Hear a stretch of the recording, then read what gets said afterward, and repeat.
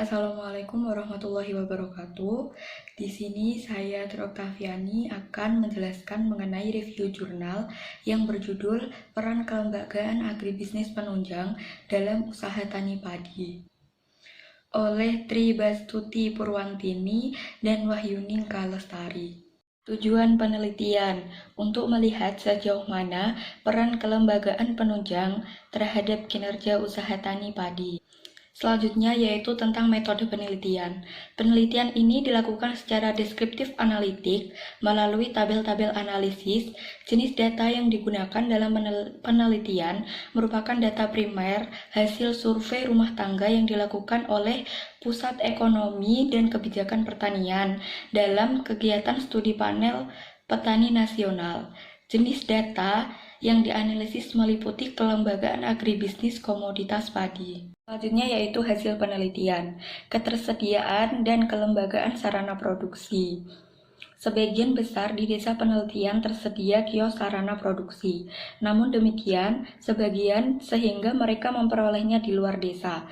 Hanya beberapa petani di 8 desa yang memiliki kios sarana produksi terdekat. Kelembagaan tenaga kerja. Tenaga kerja dalam mengelola usaha taninya, umumnya selain tenaga kerja dalam keluarga, tenaga kerja bisa merupakan perorangan atau kelompok yang umumnya tidak terorganisir.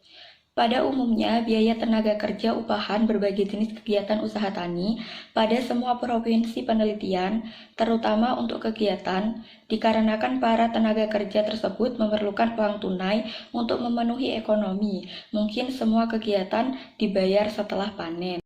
Kelembagaan Alsintan. Petani di beberapa wilayah tertentu sudah mempunyai hubungan langganan dengan penjual jasa Alsintan. Lokasi para penjual jasa Alsintan tersebut umumnya masih berada di dalam desa. Pompa air banyak digunakan oleh petani di pedesaan Jawa Tengah. Terbanyak ditemukan di Desa Tambah Mulyo, Pati. Hal ini dikarenakan kualitas irigasi yang kurang memadai, sehingga diperlukan pasokan air dari irigasi pompa. Untuk kegiatan pengolahan tanah umumnya menggunakan traktor. Sebagian besar bahkan di Desa Sindang Sari, Karawang, Tambang Mulyo Pati, Desa Damangan Klaten, dan Padomasan Jember, 100% menyatakan bahwa jasa traktor selalu tersedia dan mudah diakses. Sementara di Desa Kalingodo, Banyuwangi, dan Desa Tugu Indramayu yang menyatakan selalu tersedia masing-masing hanya 56 dan 68%. Lainnya menyatakan kadang-kadang tersedia atau bila memerlukan jasa traktor harus menunggu giliran, karena relatif sedikit jumlah traktor yang beroperasi di wilayah tersebut, bahkan sebagian besar masih mendatangkan traktor dari luar desa. Kelembagaan permodalan. Secara umum, modal usaha tani diperoleh dengan cara menyisihkan sebagian pendapatan dari hasil panen usaha taninya. Beberapa petani yang lahannya luas dan punya usaha sampingan melakukan pinjaman modal ke bank. Umumnya petani harus sedikitnya menyisihkan sekitar sepertiga bagian dari hasil perolehan dari penjualan hasil panen untuk dijadikan modal agar dapat melakukan kegiatan usaha tani musim tanam berikutnya.